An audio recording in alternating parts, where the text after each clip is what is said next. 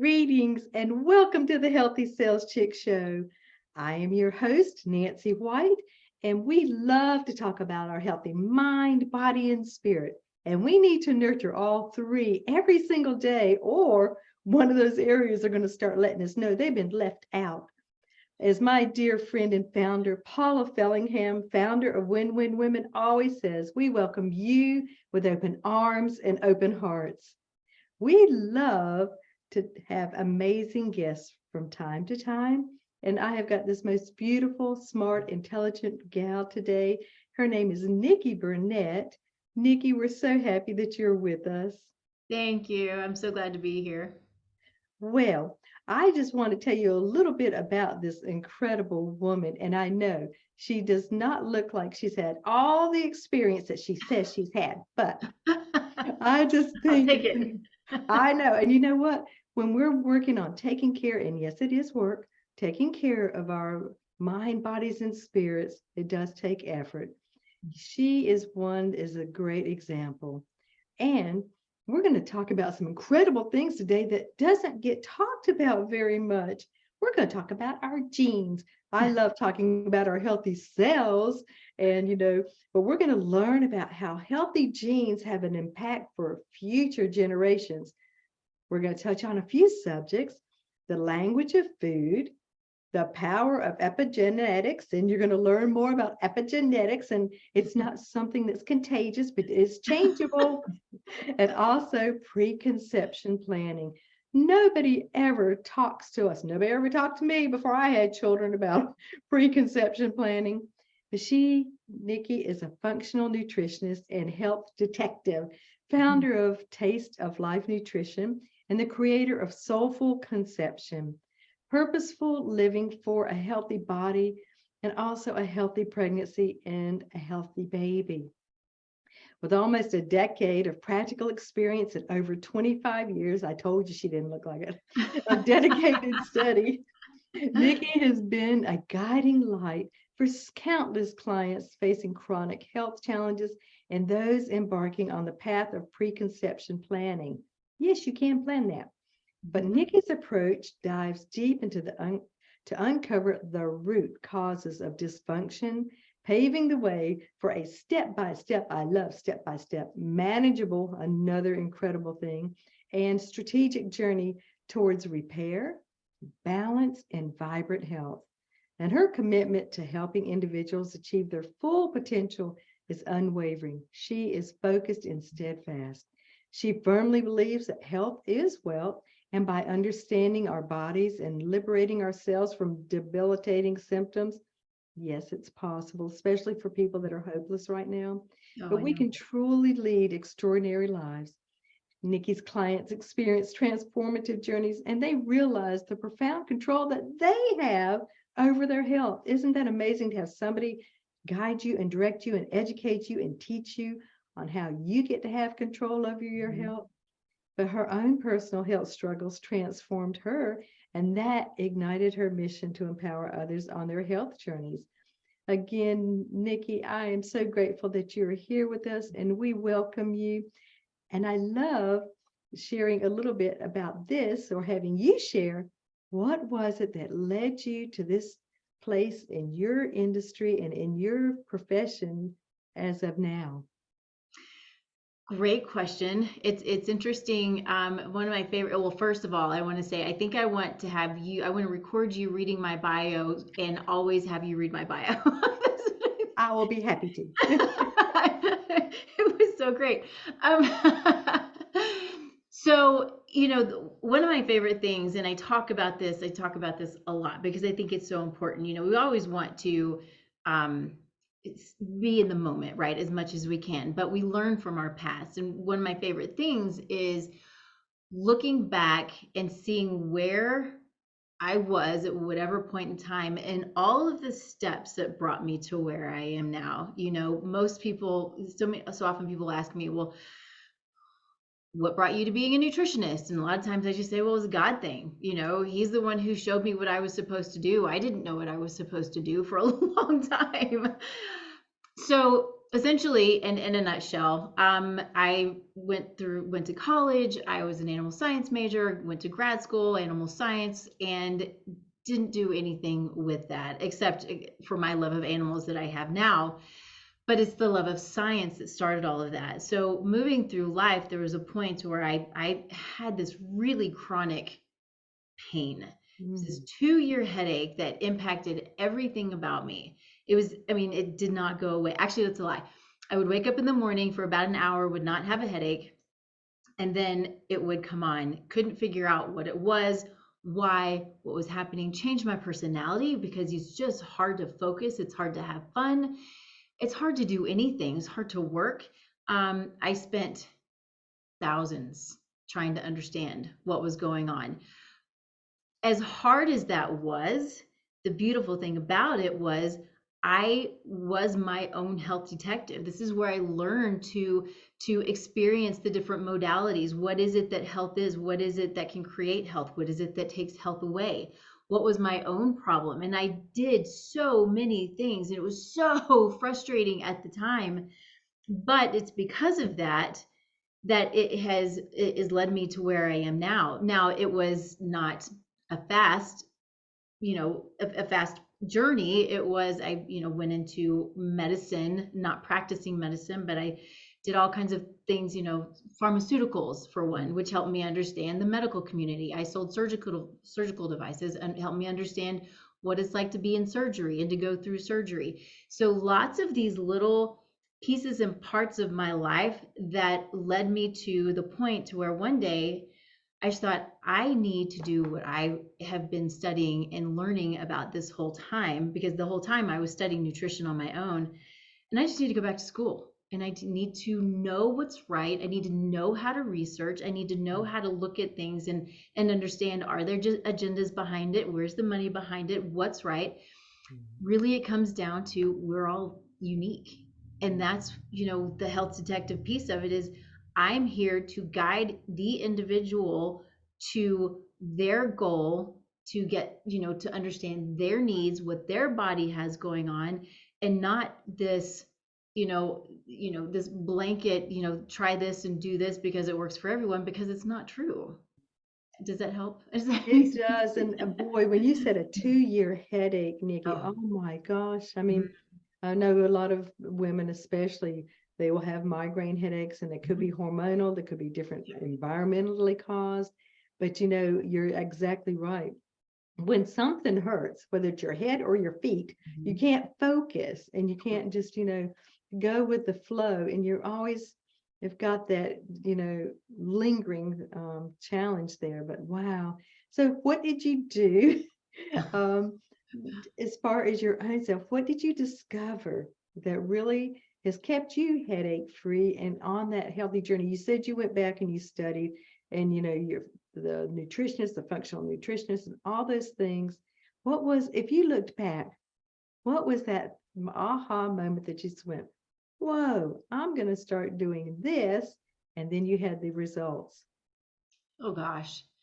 Well, so as far as the headache itself is concerned, what I learned, what I found out was I have degeneration in my jaw. So it's TMD, temporomandibular joint dysfunction.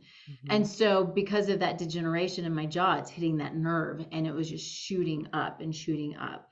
So although it's, well, I always say that, I'm biochemically, great, super sound, but I'm biomechanically kind of a mess, because I've got a curve in my spine, and, it's these things that is part of life, and you just deal with them and just adjust to them.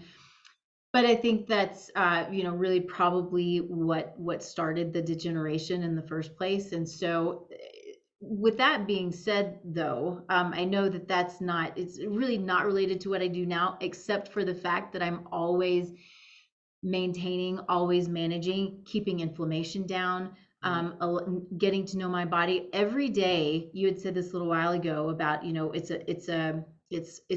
work, staying healthy, but really it's a practice. I practice my craft every day when I'm working with clients, as you do. I practice meditation, I practice prayer, I practice eating well. I'm not perfect at any of it, but it's always a practice. and knowing, learning what my body needs, and continuing to learn what my body needs is really one of the most fascinating things. Is this, I want to know now so I can know everything now, but part of life is the journey and the education and the learning, because at that point then we can take that, and I can take what I've learned over the last few years, and I can build and guide and help and lift and share. And then also I can reach out to those who know more than I do and be built up and be lifted up and be shared with and educated and all of these things. That's just what life is, right? It's this beautiful gift that we've been given to help each other and to oh gosh, I can't talk, continue to grow throughout however many amazing years we have. Absolutely. And you said two really important things I want everybody to listen to. You said, you know your body. Yeah. And that's what I really encourage women to do, is to know their body, not compare to other people's bodies. Please. Yes. But to know your body and know what makes you feel like you're thriving, and that you're just continually working and practicing and maintaining. It does take that effort, and we're not perfect. We haven't, that's why I love your practicing. It's not perfection. Yeah. But I think it's so important too. And then, and then we've never been this age before. So we're all on this journey evolving. And that's why it's so important for us to continually know. Sometimes women have something that's going on and they want to ignore it, Nikki. They want to ignore it and just, whatever, and just like it'll go away. It's like we stuff our emotions, we just stuff our emotions, and then we get to do yoga, happy baby and dead bug, to release all those emotions we've stored in our hips and thighs. And so we always have to have those, releases so that we can receive. So when you talked a little bit about the language of food, I love that. Tell us about the language of food, Nikki. So I had a couple of moments in my nutrition journey, right, getting me to this point. One of those was the understanding that, well, to back up just a little bit, we all know and can understand that we have a relationship with food. Some of us have this really great, amazing relationship with food. Some of us are can't figure out why food hates us. Why do we always hurt after we eat? What is it? Why do we gain weight? Why do we lose weight? And it's this relationship with food that hopefully is positive, but it sometimes it's not. But what I hope for, and what was the turning point for me, was stripping all of that away and taking it down to the very beautiful basics of food, is that food is a language. The nutrients within, when they are broken down, is what literally communicates with our cells and with our DNA and allows for genetic expression. And, if we are eating good, clean, healthy food, then our body's like, I got this. All right, let's go. I totally understand, right? It's like speaking English to an English speaking person. If you are eating food that is processed, or if it's fast food, or if it's got the chemicals and the preservatives and the pesticides and the herbicides, or it's non-food. It's not even food. Yes, exactly. Yeah. Yep. Our body then is like, I don't understand. I don't know what you're trying to tell me. I don't know what I'm supposed to do. And the body has so much redundancy. It's so beautiful in the way that it works, that we can get away with that for a while, especially when we're kids, right? We can get away with eating the junk food and the stuff. Except for, total side note, think about your kids in school when they're eating this way and they're unable to focus, and they're being put on ADD, ADHD medications. And that's a whole other topic, but certainly I hope you're out there and you think about this, because food is a beautiful way to manage these excitatory responses that kids have, because that's what these chemicals do. Sorry, point to all of that is, over time though, the body will start to, it'll start to let you know, right? I always kind of knock on the door here, and it's the hey, I'm knocking, I'm telling you that I can't do this anymore on my own. So I'm showing up with a knee pain or a headache or a GI pain or a heartburn or infertility or whatever symptom, or even a cascade of symptoms that is a disease, right? So all of these things coming in part, not in entirety, but because of the food that we eat. I would say in large part because of the food that we eat. Then to back it up really quickly is if we start eating the right things, but our body is still dysfunctional, so our GI is not functioning properly, we can't break down food properly, so we're still not absorbing and utilizing the nutrients, that's also going to be problematic. So that's why we want to uncover the root cause of dysfunction so we can allow the body to repair and balance from the bottom up. And once we start doing that, I don't have to do anything else in a lot of cases, right? The body then knows what to do and it can take care of all of the stuff on its own. It really is just addressing those root causes. Absolutely. And I know I love to encourage people, our body completely regenerates every, 6 to 8 years. And what we're doing today is sewing into what our body's going to be like. And so, but I love how you can talk about how you can allow the body to heal and it can go through. And unfortunately, in this day and time in our country too, Nikki, we're combating a lot of other things too, toxins and impurities and things we have no control over that's not going into our food. So that's another whole story too about how to combat those types of things. So when you talk about the power of epigenetics, I love it because that's behavioral, it's environmental, and it's changeable. And Yes. so, Yes. but tell our listeners more about what it is, because sometimes people think about, something like epigenetics is something you're born with, it's something that you can't, you've inherited. Mm-hmm. Share with us and educate. Yeah. So this was the number two thing that changed my world when it came to understanding life, nutrition. It opened up the beautiful thing about it, just really quickly, is how much control it does give us. Mm-hmm. That's my favorite thing. So we know what we've been taught, second grade science class, whatever it is, what our genes are, right? It's our makeup, it's who we are, it's, our skin color, it's these, all of these different things that we know as our genome, our genetics. What they discovered after the Human Genome Project, which was, I don't know, was it 2001, I think, or 99 or something like that. So it's fairly recent. So the thought was at that time that your genetics are who you are, right? And we still have that thought process. People come to me all the time, well, my family has diabetes, so I'm going to have it. My family has a history of heart attack and stroke, so I'm going to. Were you going to say something? No, you keep on. Okay. So the beautiful thing about epigenetics is, so epi means on top of, right? So we have locations on top of genes that have the ability to be turned on and off. And so these locations, they're called, so to be super sciencey, single nucleotide polymorphisms. You can call them SNPs. Twice. Yeah. I know. So you can call them SNPs, you can call them variants, you might call them, I just lost my word. Anyway, doesn't matter. But these are how genes express. They control gene expression. So what controls these SNPs is our lifestyle. Mm-hmm. It's the most fascinating thing. So it's the food we eat. It is how we think, how we talk to ourselves. It's how we how we experience relationships. It's how we experience trauma, right? This is one of the things we usually can't control, the trauma that's in our history. But what we can do is get help for it and allow for our bodies to deal with it, so you can continue to move on and allow for these SNPs to either turn on or turn off, whatever it's supposed to do in order for the body to function properly.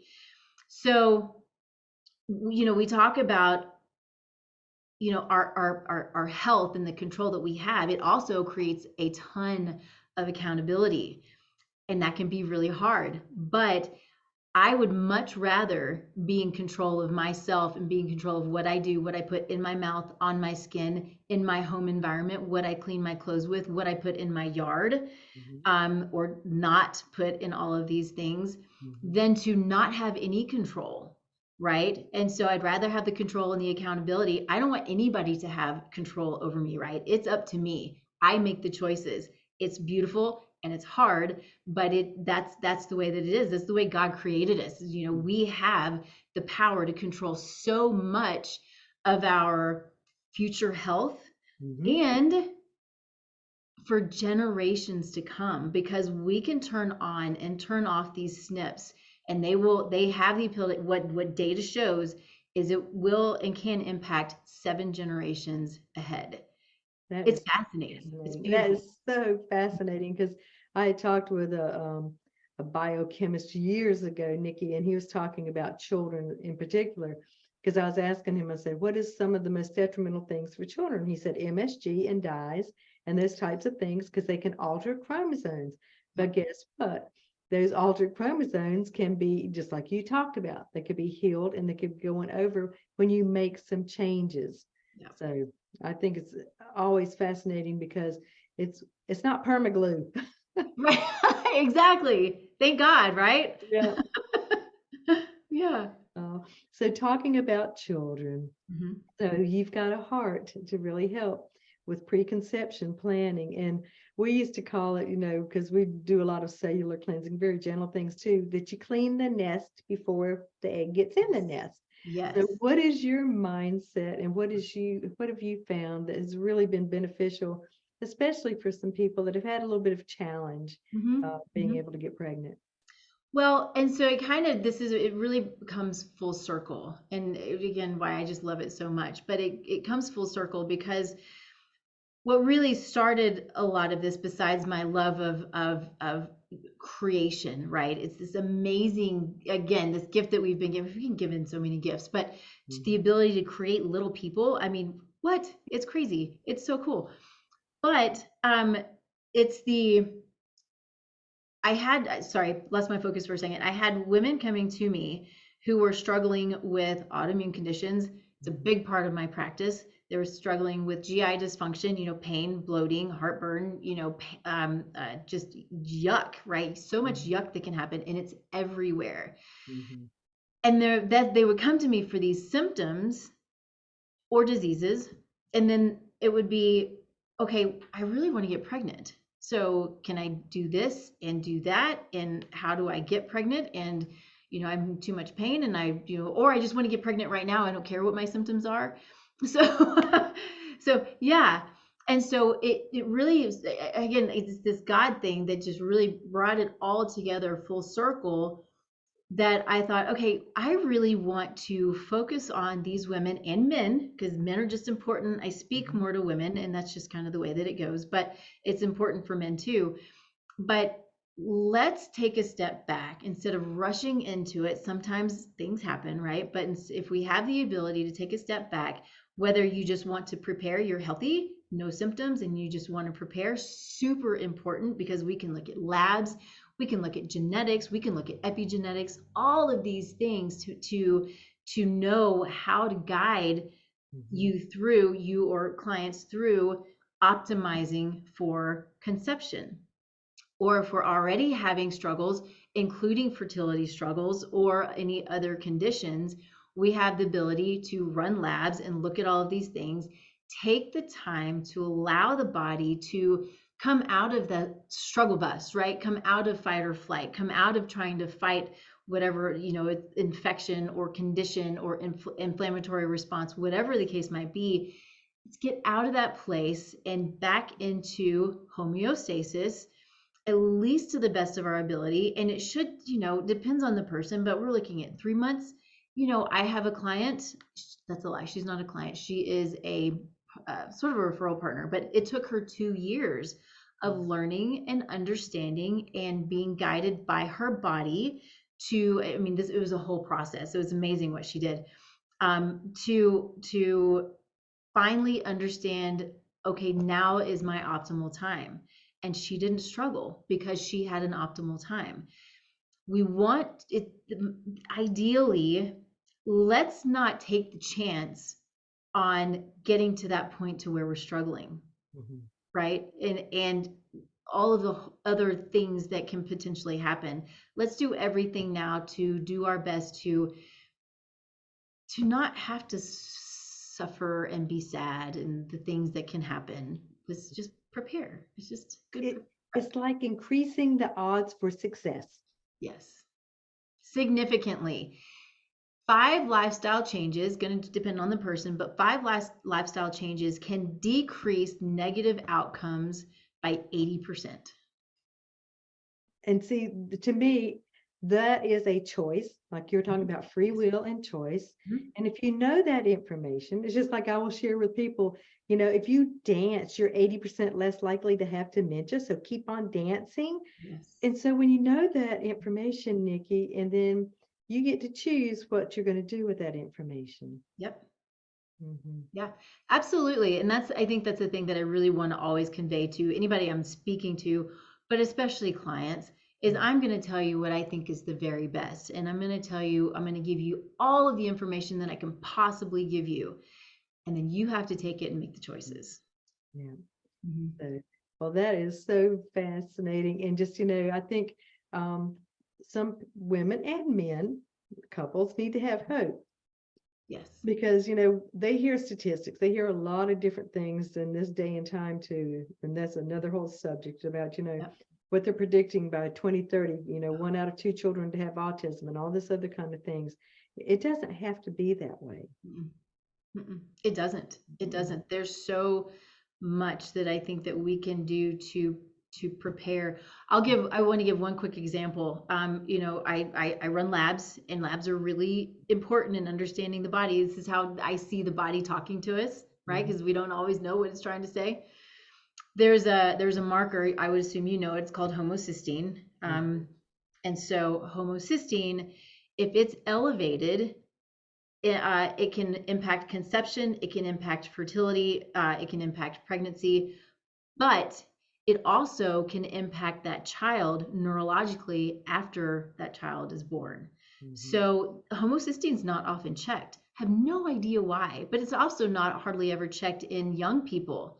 Doctors will refuse to check it, and it is so important. I probably see it elevated 60-70% of the time. Oh my Yeah. goodness. Mm-hmm. Yeah. And that can be changed. Yes. So easily. Almost always very, very easily. Yes. Mhm. Mhm. So I knew our time was going to fly, Nikki, and I so know. I'm gonna have you back for take 2. But anyways, Okay. but share anything, other tips and things that you really feel are so important, especially for women, just to know that the majority of women don't know. Oh, what do most women I don't know. know? What do you hear a lot of, Nikki? What is it Mhm. that when if you just think back about the majority of women that are coming to you and talking with you, what Mhm. is some of the things that is always like on top? It's pretty much you hear it over. It's a rerun. Yeah, you know what I hear a lot is people will come to me, they're struggling with whatever it might be, and the first thing they say is, I want to do a food sensitivity test. And what I want people to understand is that yes, food plays a huge role in every part of it, but usually when we're struggling, it's not because of the food. So often it's because of a dysfunctional immune system Mhm. and the body just being angry. That's really what it, and I say dysfunctional. I don't like that word so much, not when it comes to the body functions, Yeah. another topic, but the body is so beautifully perfect and knows what it's doing, that we want to blame the food that we're eating, and really there's something more. That would lead me to your answer is always ask why, always dig deeper, never Mhm. ever be okay with this is just what it is because you're old, because you're bad luck, because of your genetics. Always ask why. There's always a reason. Always, always, always. And I love that. And we always need to keep asking questions because women tend to zip it because they don't want to feel like they are not educated, don't understand, or Mhm. whatever it is. But guess what? This is our beautiful life. We have one life to live, and we Yeah, want to do our very best and allow God to do the rest too. So we yeah. want to be Mhm. thriving and not just, trying to survive and get by. So I knew it would be time. So, Nikki, what's the easiest way for people to get in touch with you? I'm Taste Life Nutrition everywhere. So all of the social media, the website, I have Taste Life Nutrition radio and podcast. So I'm always trying to get good information out to people in whatever way I can. Absolutely. And I'm so grateful for our time today. And I want to encourage everyone, check out some of the other Win-Win Women TV shows. We've got about 200 show hosts, and this is a place for you to become inspired, educated, to be able to find answers to things. And also, you're going to learn something always. We are lifelong learners if we stay open to it.